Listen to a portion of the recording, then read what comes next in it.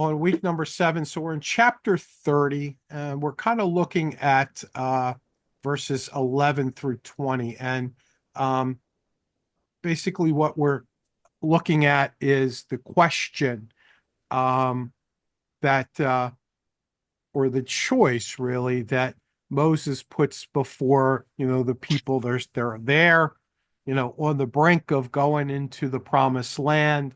And he says, well, you can choose life or you can choose death. Okay. Um, Mhm. and so, and that becomes our key verse, Deuteronomy 30:19-20. This day I call the heavens and the earth as witnesses against you that I have set before you life and death, blessings and curses. Now choose life so that you and your children may live and that you may love the Lord your God. Listen to his voice and hold fast to him. All right. So they got a major decision. So I would imagine, I'm just spitballing here, but I would imagine that probably most of us have had to make a major decision in our life, huh? Like Mhm. what Bible study to do next? Like what Bible study to do next. So for what kind of things have so especially those major decisions that we've made, what kind of things uh have shaped that, how have they shaped your life? Well, I think the biggest one for most all of us would be marriage. Mhm. Okay. So besides the marriage one that most of us have encountered, any other major decisions? Careers. Careers, Mhm. good. Mhm. I had to make a really hard decision last week to euthanize the cat. Mhm. Aw, And that was, tough. I would say that was life changing around here for Mhm. us. Absolutely. Yeah. Absolutely.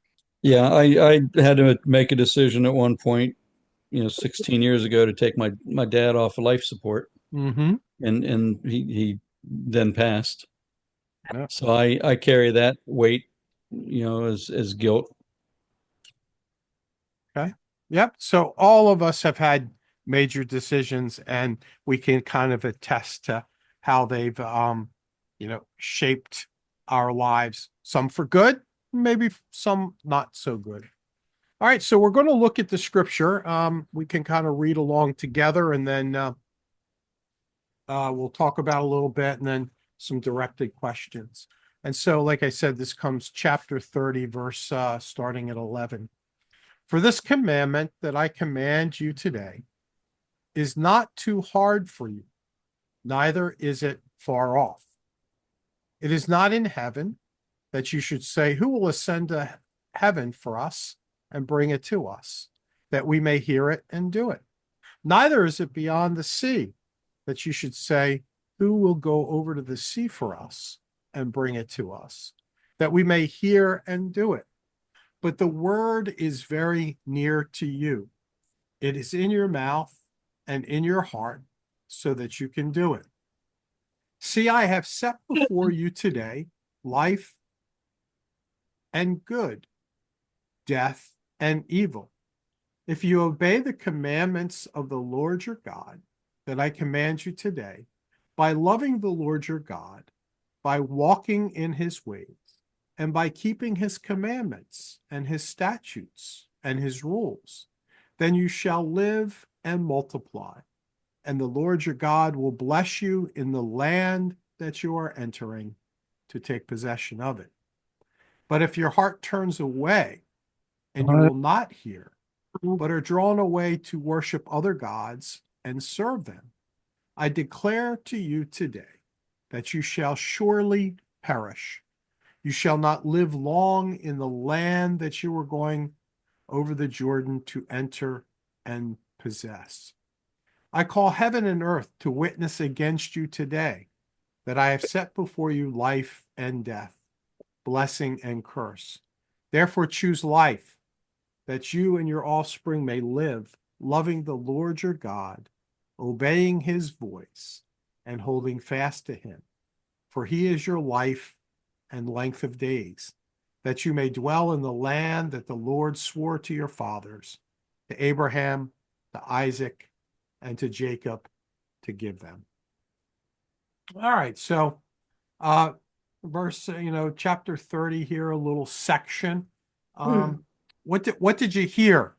What did you hear? He's giving them a choice. Okay, it's giving them a choice. It could be really good or it could be really bad. Okay, could be really good, could be really bad.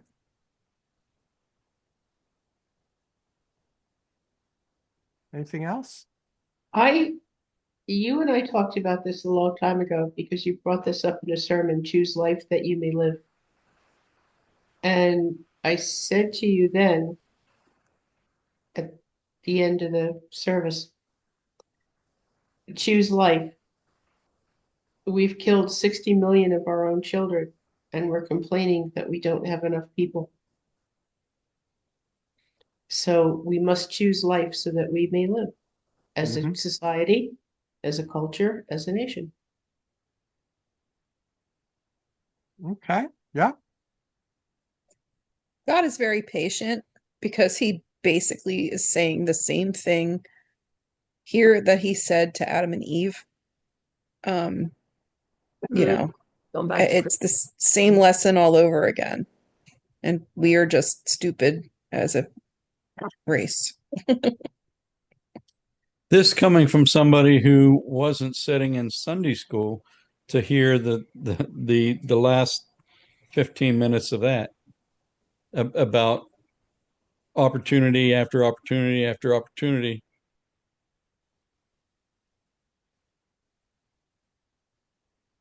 Okay. Yeah,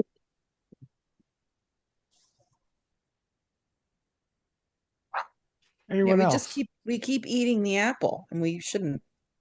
So that's an interesting thing, and it is absolutely positively true. So why do we keep eating that apple? Especially, if you're a student of history and what has gone in the past, shouldn't that help to influence what you choose in the future? You would think. You would think, yeah. I was going to say you think, but I think people have a short memory sometimes. And Okay. they go back to thinking, I can do better. I can do this my way and it's better. yeah. I don't know what they think, but it's it's amazing that people just keep going back to the same thing. Okay. But it's just like what you said on Sunday, January 12th or whatever it's Quitter's Day. We cannot stick with the right path, the good, healthy path kind of ever, because the other evil path or the unhealthy choice is the easier one or the tempting one. And we just do that. Okay. Anyone else? Well, I'm just curious as to why I feel like all of us try to choose the right path. And yeah, there's going to be times when you stumble and things like that. But I have a hard time trying to understand why people won't pick the good path. But they, other than being maybe, I don't know, self-centered, like Nancy said, my way or the highway, I can do it better. I can do it without any help. I can succeed without any help. Yeah. I can do it on my own. Yes. Yeah, people think that way. And then when they don't choose the right path or whatever, it's like, if they would just give it a chance. I mean, some people don't even give it a chance, because if they go God's way, that's where your hope is. And that's how you cope. Without him, I couldn't cope with life. And I just don't understand how these people cope with life They without, don't. I don't. There's they Everybody, don't. I it's guess. everybody else's fault. Mhm. What'd you Sometimes say, I think Nance? it's arrogance. It's arrogance. It's Okay. everybody else's People fault. just think they're better, that they can, They're better than God. yeah, yeah, basically. Well, I mean, the irony of it is there's so many desperate, lost people who are crying out for help, and they turn to every other thing, the bottle, the pill, the smoke, the Mhm. whatever, and they do not turn to God. That's ironic to me. And you know, you would say, because I mean, I went through too as a young person, you know, I was out there, you know, and I didn't really bother. But the seed was planted, thank God. And and I think with maturity and all, you come around.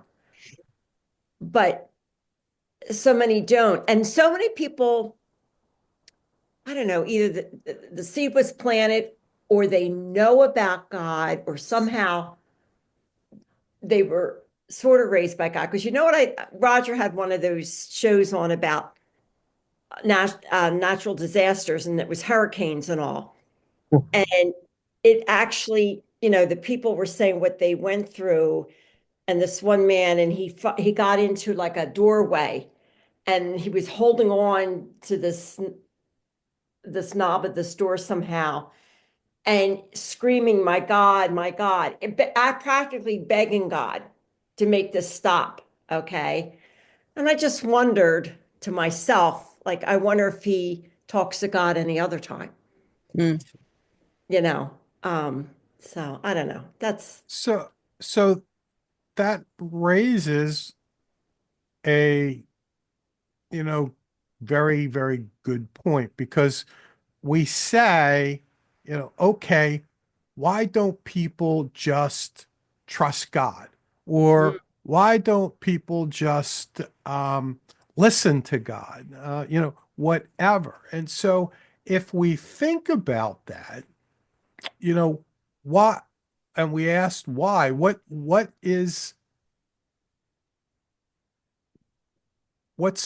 causes us not to do that? There are a It's a lot of people out there that don't believe in God, period. Okay, so we got unbelief. I heard Sue say, hubris.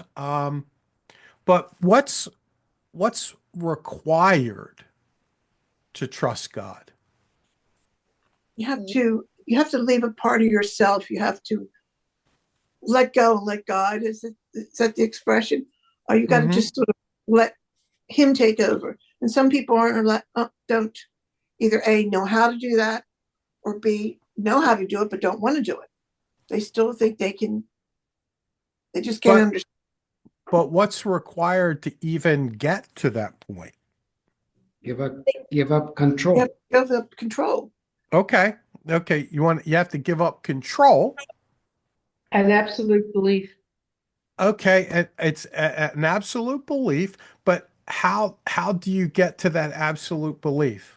you've Trust. got to be willing to go and Trust. try. I think you've got to be willing to go and try to learn the character of God. You've got to Okay. What did you just say? You got to do what? be willing to go and learn about the character of God, and Okay. try to learn as much as you can. And for a lot of people, they don't want to be bothered because it takes time. It's not a priority. Other things in their life are a priority, and they're not taking the time to learn the character and to learn to trust God and Oh, everything that goes with it. okay. And And I so, think go ahead, Jeff. oh, I'm sorry. I think you also have to know who you are. Mhm. Like you have to know that you are a child of God. And if you are a parent, that's easier to understand because you know how you love your kids. And if you believe that you're a child of God, then you're gonna believe that God will handle you the same way that you handle your kids. Okay. So let's look at the scripture here for a second and kind of put yourself in the place of this generation, excuse me, of Israelites who are, planning to go into the land. Okay. And so, God is saying, okay, here is the land. It's here for you to take. You just need to trust me. And the way you trust me is to do what I say. Follow, the commands, follow the laws, do those things that I told you to do. Mhm. All right. Right. Now, as you think about, Mm. we say, well, why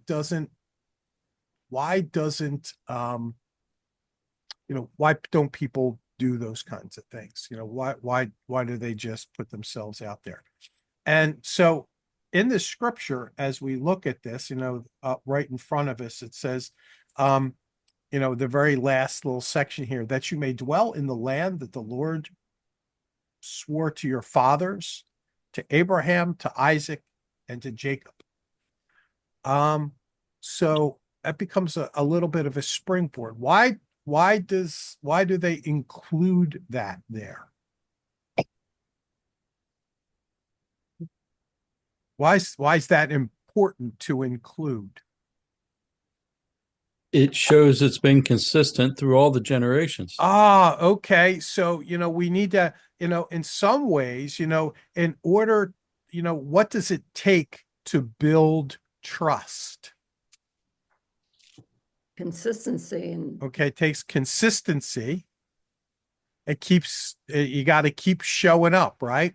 Mhm. And you got to keep, there needs to be some resilience there.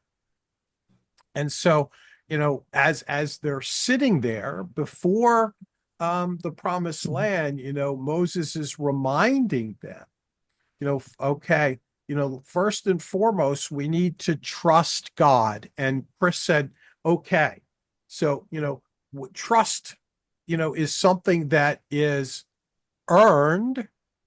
It's not something that's just given. And so, we start with, okay, and what Chris said was, you need to do what? You need to learn the character of God. Well, how do you learn the character of God? You spend time with for us or God. for Right. them. Right, Which- right. Yeah, okay. You do lots of things to learn about the character of God. You read the Bible. But the biggest thing is what Deb just said is, you spend time, you develop a relationship. Mhm. Okay. And so, that relationship, is built upon, that character, but it's, built upon, also, if you will, a track record that, here we go. We have, Abraham, Isaac. So we have past generations in which God has presented God's self. Past generations where, maybe, just maybe, Abraham, Isaac, and Jacob weren't really up for the task, but God still showed up. Mhm. In some ways, they failed the test, but God still showed up. And, God was faithful. So if, as we're thinking about this and this idea of, okay, choose life or choose death, choose good, choose evil, and we say, okay, first and foremost, why don't people do that? I think one is, okay, they fail to really know and understand God. They don't know the true nature of God. They don't have a relationship with God. And if you don't have a relationship, you certainly can't have trust. So that's one thing. think about our friends, Adam and Eve, because, as Deb said, this is the same thing, the same struggle that, Adam and Eve had. Okay. And so, what got in their way as well? Trying to do it their way. Okay. Trying to do it their way. I mean, she didn't listen to God, she listened to the snake. Okay. So she listened to a snake. Power and control. Okay. Power, control. And so, in some ways, you think about those folks going into the promised land, there's going to be some noise, right? Hmm. Okay. And that's basically what happened in the garden. The snake created what? Noise. And what did the noise do? Created confusion, right? Mhm. And so as they're going to go into the promised land, what are they going to be hearing? All the confusion. All Yeah. the noise and all the confusion. And sometimes that noise and confusion can kind of look a little attractive, huh? Yeah, yeah, sure. Yeah. This is not the same thing at all, but we are guilty fans of reality TV. I don't even know if you call it that, but there's a game show kind of thing called The Circle, where it's like a Big Brother or Survivor kind of thing. People are trying to trick each other, but most of them are honest. And all it takes is one little lie to start breaking what they call the alliances. One little tiny thing that starts to spread a seed of doubt, and it blows up. So it's amazing to watch how people can trust each other, trust each other, trust each other, and then a little tiny seed gets planted, and it's like a gigantic mess. It's like takes a long time to build trust and not that long to just mess it all up. Right. Right. Mm. And it's not only just, it takes just a little kernel to mess up trust. Think about that noise that gets into your head. Mhm. It's have you ever had something that just kind of gets in your head and it just won't quit? Yep. Hmm. It just keep over and over and over and over and over again. Yeah, like at 2 o'clock in the morning when But I'm having a marathon night. yeah, but it's that kind of thing where, it kind of gets in their head, gets in your head, and it just kind of eats and eats and eats and eats and eats and eats away at you. Um, so we have that kind of thing. I think also, you know, there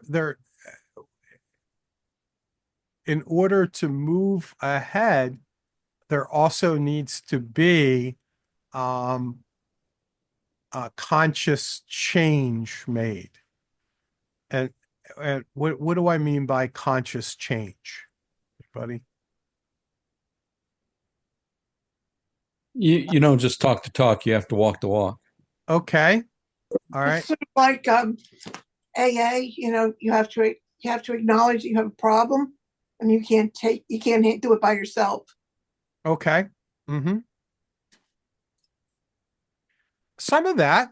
But I think, kind of what I'm talking about is, um, you know, there are just some embedded traits that, for the most part, are unconscious. Scott Peck, Huh? Scott Peck, Uh-huh. one of his books, I can't remember which one it was. I think it was The Road Less Traveled or The Path Less Traveled. Um, said that he felt that the actual original sin of humanity was laziness. Hmm. That change is hard, so we don't do it. Getting up off our fat behinds is hard, so we don't do it. Standing outside of, and this goes back to Israel, standing outside of Canaan and looking at all those armies and those other people, it's so much easier to assimilate. It's so much harder to go down and take them over. So we're going to assimilate. And the same thing happens now. It was easier for people to eat the apple than it is to resist and not even have to come up with a cogent argument. I mean, all Eve had to do was say, listen, God told me not to do this. He's given me all this stuff. You know, you've got to be lying, and I don't want to hear it. Instead, it was, oh, wow, okay, this looks pretty good. And he may be like down to trust. Maybe he's not telling us the truth. So let's check it out Yeah. because we're lazy. We don't want to do the work. Yeah. Therapy is work. Therapy is work. That's why most people don't do it. Yeah. It looks like Herman wants to say something right there. Yeah. He doesn't do therapy. But No, he still looks but- like he wants to say something. But Dad knows most sports injuries. So at any rate, what I was thinking before all this was that the first step is usually making a commitment. Mhm. And that is a choice. So we need to make a choice and commit to it. So because without a commitment, we will not, you can give anybody a template for change and they will not proceed or they will fail because they don't have that commitment. I'm not even so sure it's commitment. I think in our minds we'll make a commitment, but then the minute the road gets rocky, we're off of it. Well, that's part But of the that's commitment. You know, you commit to something and then you get all the hurdles. And when you get the hurdle, you have to continue to recommit to that process. which goes back to we're lazy. Well, I think that in some ways it's many pieces. It's not just one thing. It's many pieces together. Like, yeah, it in some ways, yes, it is laziness, but in some ways it's a lack of commitment. Um, you know, what are some, other things that kind of go into challenges when we're trying to make change? I don't know why, but I mean, it seems like every day practically, if I'm scrolling through Facebook, whatever, I come up with an episode of My 600-Pound Life. And, they give these people every opportunity to change their eating habits, change their lifestyle. Oh, he asked them to lose a certain amount of weight. Oh, they want a magic fix. They want the doctor to let them get the surgery that, they're just going to magically lose all this weight. And he said, no, you got to commit to this. You've got to show me that you're committed to this. And 9 times out of 10, they come back, they've gained more weight than lost, which he makes them lose so much weight. And they just don't want to commit to it. They just can't commit to it. Or I don't know. When you get to the point and you look in the mirror and you say, oh my gosh, I'm 300 pounds. I need to do something. Instead of just flopping on the bed and saying, well, I really can't do anything. And they continue to lay there. And it's unbelievable. I mean, it just boggles my mind that people can do that to themselves. But I hear that story every day, and I'll bet you Jesse does too. Yeah, they want a shot. they want a Yeah, shot, or they want the please. surgery, the laparoscopic or whatever it is, surgery. Well, I can't exercise because my knees hurt. Well, Yeah. your knees hurt because you weigh 400 pounds. Mhm. So if you take off 200 pounds, your knees won't hurt. But I can't exercise because my knees hurt. Yeah. I can't live 1,200 calories a day. I'll starve. I love that one. No, you won't. Someone No, you won't. said that to the doctor. I can't live on 1,200 calories. I'll starve to death. He said, No. "You got enough fat on you that you can live for the next 6 years before you starve to death." It's going to take a long time for you to starve to death. Yeah. But they can't commit to it. They can't. I was a former smoker. I know what it is to try to commit to quitting. I must have quit a dozen times before it finally kicked in. And, it's not easy. I understand that. But, there comes a time though, like I said, you got to look in the mirror and say, heck, how do I get like this? And what do I do to not get any heavier, But they just keep on going, keep on going. Well, I don't want to discount those kinds of things because Oh, they certainly yeah. are important. Yes. You need to do the work. Um, you need to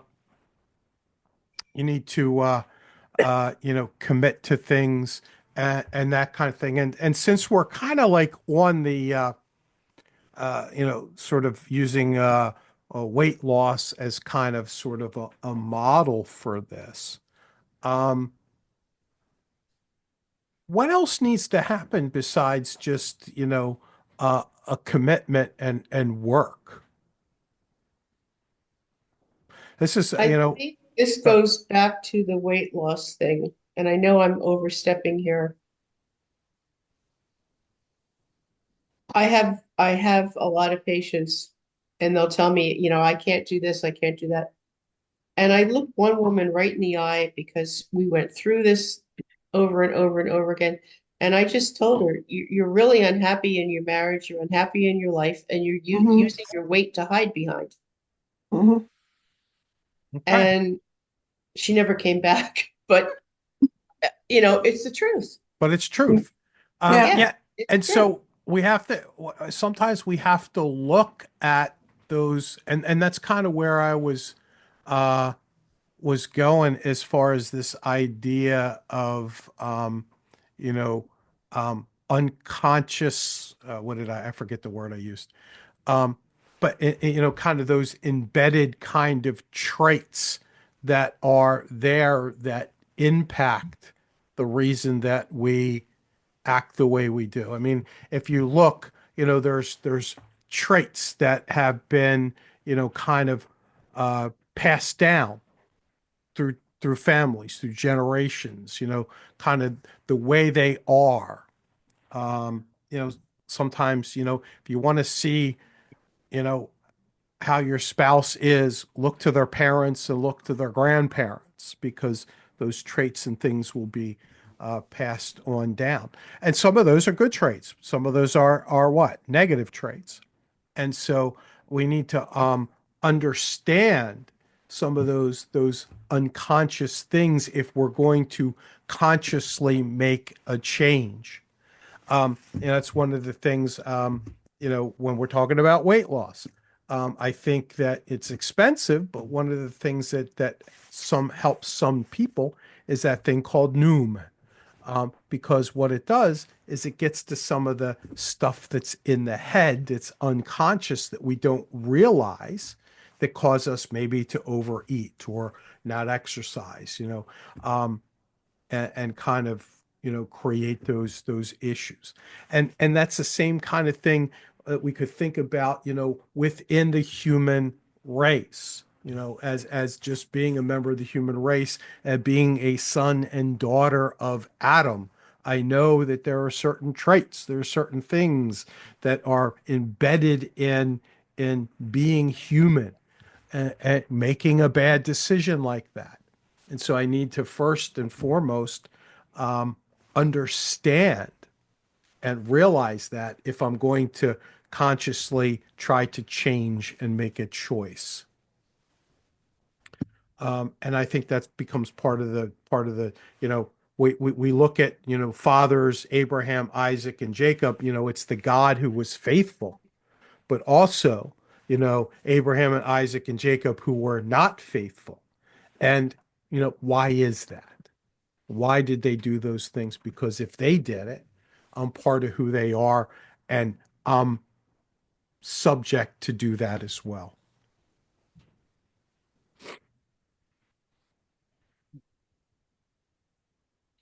And I think, as they're sitting in the promised land. And I think it goes kind of back to what Deb had said a little bit ago was you need to know yourself.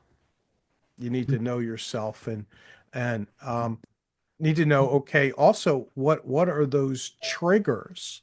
What are those triggers that are going to put me at risk for not doing what I need to do? So for example, if we go back to Adam and Eve, well, what would have happened if Adam and Eve would have realized it's not such a great thing to talk to a snake, so I probably should cut that off. Yeah. You know, you But think about again, that's the kind of stuff we do all the time. I was thinking absolutely. of this as you were talking about something in there about putting ourselves in positions where we are we are going to be tempted or compromised. Hmm. So like when you were talking about the whole like weight loss thing, that's where I thought you were going with that is like, okay, so probably if you're trying to be on that journey, the place that you do not go and spend your weekend every weekend is at the cookie walk or something, like Yeah, yeah, yeah, At the all you can eat buffet. every yeah, single Mhm. day, yeah, yeah. yeah. So it's kind of knowing yourself a little bit. So knowing yourself and also putting yourself in places where you're more likely to succeed and places avoiding those places that are going to be triggers where that are going to fail for you to or cause you not to succeed. And so we need to kind of think about those things as, it's like, here I put before you that today, do you want life or do you want death? Life or death? And that's a pretty important kind of path. One path leads to life, one path leads to death. I think all of us really would want to be on the path to life. And so, what does it take first to get on that path? But then also, what does it take to stay on that path? Other thoughts?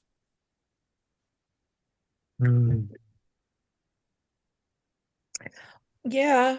Um, just thinking about it is hard to do.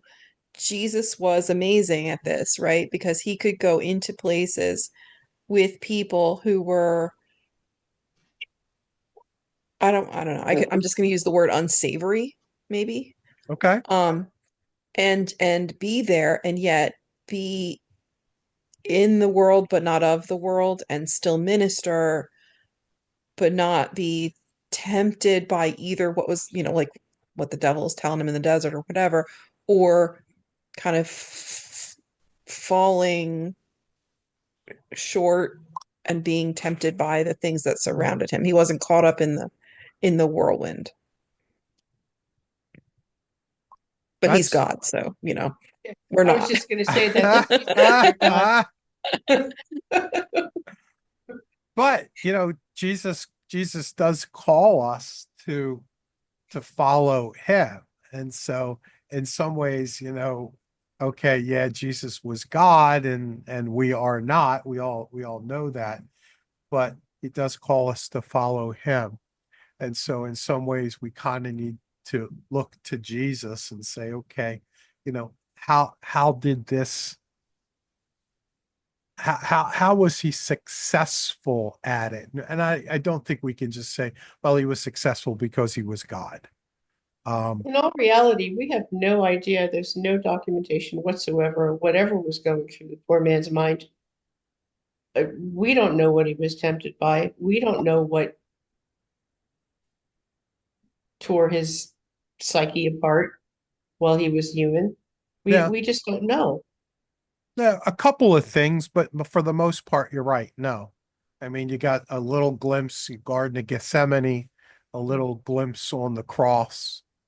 Um, Yeah, but I mean day-to-day things. yeah, I yeah, mean, yeah, he was traveling with a whole lot of people, wasn't he tempted once in a while to just, and he did a couple times when he was invited, but just put up in a 4-star hotel, you know, because I'm sick and tired of wandering around here. I want a soft bed. I mean, and I realize that's kind of making light of a subject, but I'm tired of traveling around like this. I'm sick of this. Nobody listens to me. I'm going to take a week off. Mhm. Yeah. Um, he was traveling with a whole lot of women. Is anybody going to know if I go behind the trees someplace? Nobody's going to know. I won't get caught. God will know. How much of a struggle was that? We don't know. Hmm. No, we don't. We don't. But if we kind of believe scripture and, in Hebrews, what does it say? That we have a high priest, um, who was tempted in every way that we were, but without sin. Yes. So, uh, if I'm thinking about that scripture and I'm thinking about, we talked a little bit about on Sunday, this idea of what incarnation is all about. It's God putting on flesh, becoming one of us, and fully experiencing what it's like to be a human being. I guess, in my head, yeah, it's not written down, but I would assume that he would have similar challenges Mhm. to what I would have. Um, However, um, at times I may succumb to those challenges while he did not. And so as we think about that, it's, Jesus, took the path of life rather than the path of death. And so, we can say, all right, he seems to be a good role model, right? Mhm. Everybody should shake your head. Yes, Jesus is Yes. a good role model. Mhm. Great. And Yes. so, good. Yes. Thank you. Thank you. And so Yes. if that's true, then we say, okay, what did he do to stay on that path? He wasn't lazy. Okay, wasn't lazy. Good. He didn't take the easy way out. Okay, wasn't lazy, didn't take the easy way out. He was committed. Yeah, he was committed. Great. He had a goal. He knew what that goal was. And he Um, depended on God there we to go. guide, Now we're getting to some. guide So, him. okay, so he had a relationship with the father. He Mhm. knew the father. He trusted the father. Um, and I think that, while Jesus at times was in, some unsavory positions, as Deb said, um, he remained faithful. And so I think, as we get to this, you know this call to choose life or choose death, um, it's all those things that we've just talked about. I think, it's interesting, when we think about this choose life and choose death thing, um, and we talk about Jesus. Uh, my mind goes to, the desert. Goes to the desert. Remember in Scripture, um, before he started his ministry, where did he go? Desert. Desert. He spent 40 days in a desert. And what happened in that 40 days? He was tempted to do many things that would have led him out of the desert and into a lazier Right. lap of luxury life Yep. with power. Many ways it would have taken him off the path of life onto the path of Hmm. death. Um, and how did he keep himself on that path? Unfortunately, he couldn't shut down the noise of the devil. But how did he respond to that? He did shut it down, though. I mean, that's he responded by actively choosing to say no to the things that appeared to be great, that actually were the path to death. I think that's the thing, is that the path toward curse and death and destruction looks good. That's the trick about it, right? It looks so good. That apple sure looks great. Yeah, it is. It is good. Looks real good.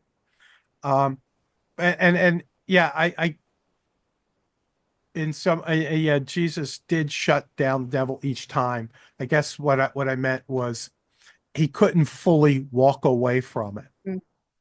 I mean, it's like, with Adam and Eve, just shut it down totally. He shut it down each time there was noise, but he was prepared for the noise to come back, right?